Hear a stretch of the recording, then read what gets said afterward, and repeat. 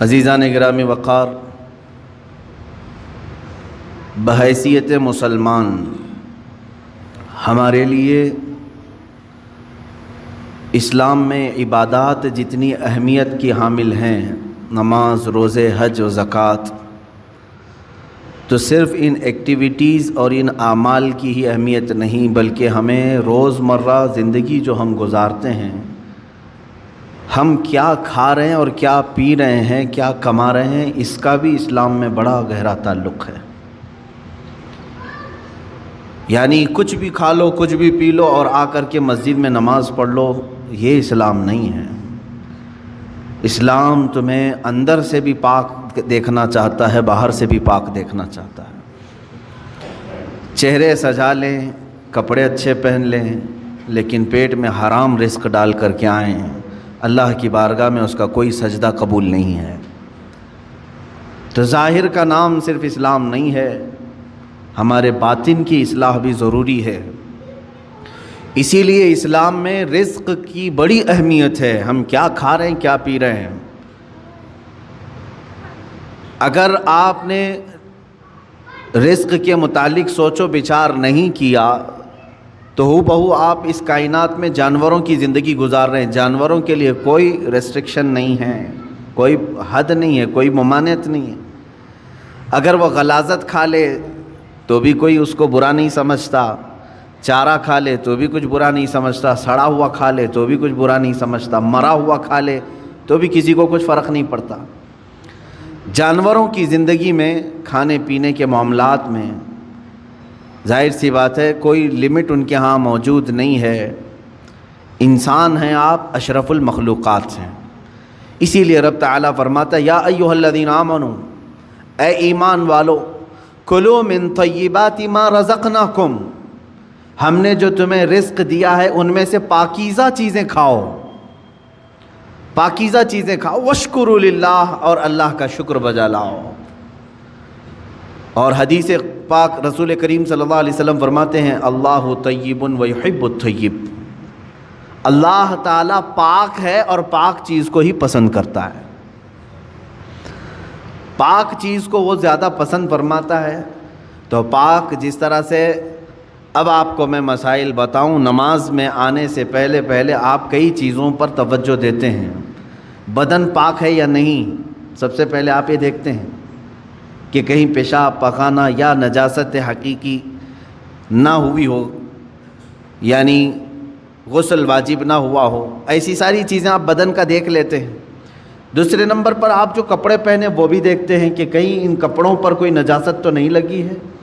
کپڑے بھی پاک ہیں، بدن بھی پاک ہے۔ پھر جہاں نماز پڑھنے کے لیے کھڑے ہیں وہ جگہ دیکھتے ہیں، یہ پاک ہے کہ نہیں ہے، کتنی پاکی کا اہتمام ہے۔ ایک نماز، ایک سجدہ ادا کرنے سے پہلے بدن کا غسل سے ہونا، وضو سے ہونا، کپڑوں کا پاک صاف ہونا، اور پھر اس جگہ کا بھی پاک ہونا ضروری ہے۔ یہ شرائط نماز میں سے ہے۔ اگر ان میں سے کوئی ایک چیز بھی ناپاک رہی تو نماز ہوگی ہی نہیں۔ بدن ناپاک تھا یا کپڑے ناپاک تھے یا وہ جگہ ناپاک تھی جہاں نماز پڑھ رہے ہیں، نماز ہوگی ہی نہیں۔ میرے عزیزو، ہم جب ان چیزوں کا اہتمام کرتے ہیں تو یہ تو ظاہری احکام ہوئے جو شریعت نے ہمارے اوپر رکھے ہیں۔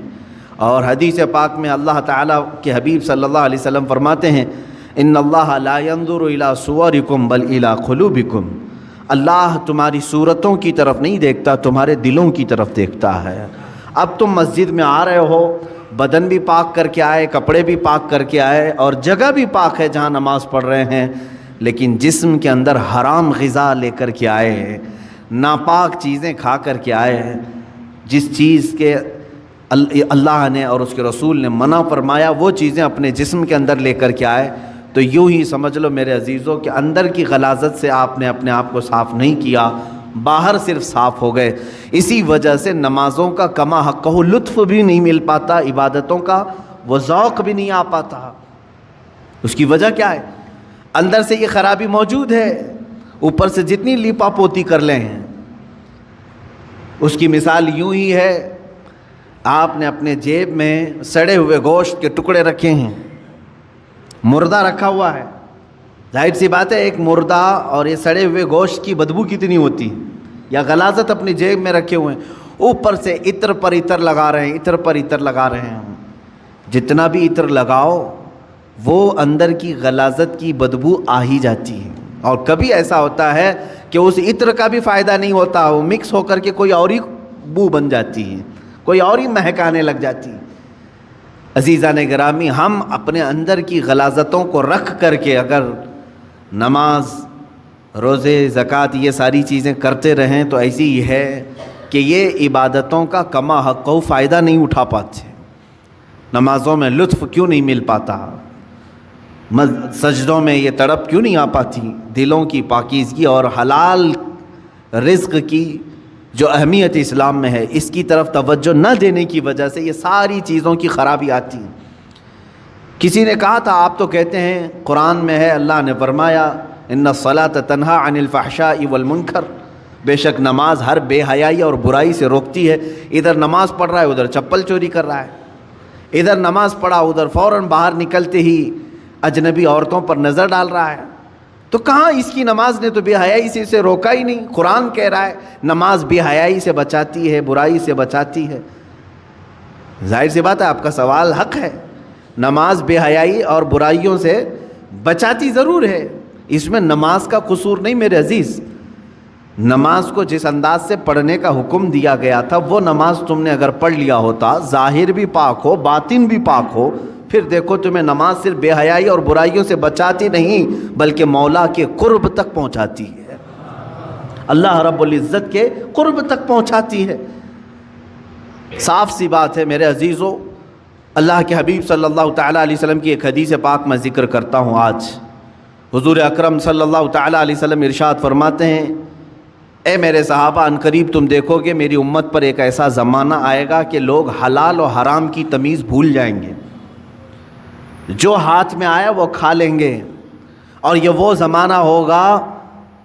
زمانہ ہوگا کہ صبح مومن ہوں گے شام میں کافر ہو جائیں گے، رات کو مومن سوئیں گے صبح کافر اٹھیں گے. یصبح مؤمنا ویمسی کافرا.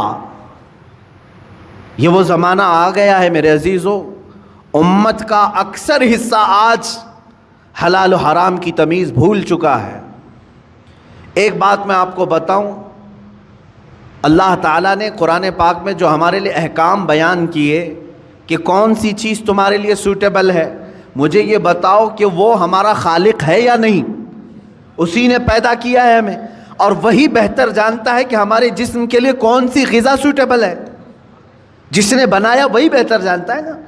جب اس نے قرآن پاک میں ہمارے لیے فرما دیا کہ تمہارے لیے حلال سوٹیبل ہے، صرف پاکیزہ غذائیں، اور اس نے تو تمہارے لیے اتنا اہتمام فرمایا. تفسیر میں نے پڑھا اللہ رب العزت نے اس اشرف المخلوقات کو اتنی عزت دی ہے کہ زندگی میں اگر سب سے زیادہ ضرورت کسی چیز کی ہوتی ہے تو کھانے پینے کی ہوتی ہے. بغیر کھائے پیے کون زندہ رہتا ہے؟ آپ بغیر کپڑوں کے رہ لیں گے، بغیر مکان کے رہ لیں گے، بغیر پیسوں کے رہ لیں گے، لیکن بغیر کھانے پینے کے بہت کم دن تک آپ رہیں گے. یہ سب سے زیادہ ضروری چیز ہے آپ کے لیے، کھانا پینا، ہوا پانی. لیکن پورے جانوروں کو دیکھو، ان کا رزق ان کے سامنے پڑا رہتا ہے، سر جھکا کر کھاتے ہی کہ نہیں کھاتے. بکری اپنا چارہ زمین پر چاٹ کر کے کھاتی ہے، بیل، بھینس، کتا، بلی، جس کو بھی آپ کھانا ڈالیں، پانی ڈالیں، دودھ ڈالیں، جو کچھ بھی ان کی غذائیں ڈالیں، وہ اپنا سر زمین پر رکھ کر کے اپنی زبان کو کھانے سے لگا کر کے کھاتی ہیں، سر نیچے کر کے کھاتی ہیں. اشرف المخلوقات کو اللہ تعالیٰ نے یہ عزت بخشی ہے کہ تمہارا سر رزق کے سامنے بھی جھکنے نہ پائے. یہ صرف اللہ نے اپنے لیے بنایا ہے، وہاں پر بھی جھکنے نہ پائے. تم ہاتھوں سے اٹھاؤ اور اپنے منہ تک لے جاؤ. کچھ جانور ہو سکتا ہے اس طرح کے کھانے میں ہوں، لیکن تفسیر میں فرمایا کہ اشرف المخلوقات کی یہ عزت ہے کہ اللہ نے تمہارے سر کو رزق کے سامنے بھی جھکنے نہیں دیا. میرے عزیزو، جس کو اللہ تعالیٰ نے اتنا پاکیزہ بنایا ہے کہ اس صورت کو اللہ قرآن میں فرماتا ہے کہ ہم نے سب سے بہترین صورت اگر اپنی مخلوق میں کسی کو دی ہے تو وہ انسانوں کو دی ہے. انسانوں کو سب سے بہترین صورت دی ہے. اس کی لاکھوں کی مخلوق ہیں، جانور ہوں، پرند ہوں، جنات ہوں، ملائکہ ہوں، سب مخلوقات ہیں۔ ان مخلوقات میں سب سے اچھی صورت کس کو ملی ہے؟ انسان کو ملی۔ اگر انسان کو سب سے اچھی صورت نہ ملی ہوتی تو کبھی انسانوں میں اللہ اپنے محبوب کو نہیں پیدا کرتا، وہ اور اچھی صورت والوں میں پیدا کرتا۔ محبوب صلی اللہ علیہ وسلم کا انسانوں میں پیدا ہونا اس بات کی علامت ہے کہ اللہ نے اس انسان کو سب سے اشرف صورت عطا کی ہے۔ اور یہ بھی روایت میں ملتا ہے کہ قیامت کے دن اگر یہ انسان غلطی کیے، کفر کریں، شرک کریں، برائیاں کریں، جہنم میں ان کو ڈالنا ہوا بھی، جہنم میں ڈالنا ہوا بھی، تو اس شکل سے کوئی جہنم میں نہیں جائے گا، جہنمی کی صورت بدل دی جائے گی، جہنم میں جانے والے کی صورت بدل جائے گی۔ بلکہ فرمایا گیا کہ اگر وہ جہنمی، ایک جہنمی جس کے بارے میں کہا گیا ہے اگر وہ مکہ اور مدینے کے درمیان بیٹھ جائے تو اس کے دونوں ہاتھ پھیل جائیں گے۔ 450 کلومیٹر کا فاصلہ ہے، اتنا بڑا اور چوڑا اس کو بنا دیا جائے گا، اور اس کا صرف ایک کان ایک ہاتھی کے برابر، اس کے جبڑے پہاڑوں کے برابر ہوں گے۔ ایک جہنمی کی شکل اتنی بڑی بنائی جائے گی کیونکہ اسے عذاب چکھانا ہے، یہ چھوٹی چھوٹی صورتوں کے ساتھ نہیں۔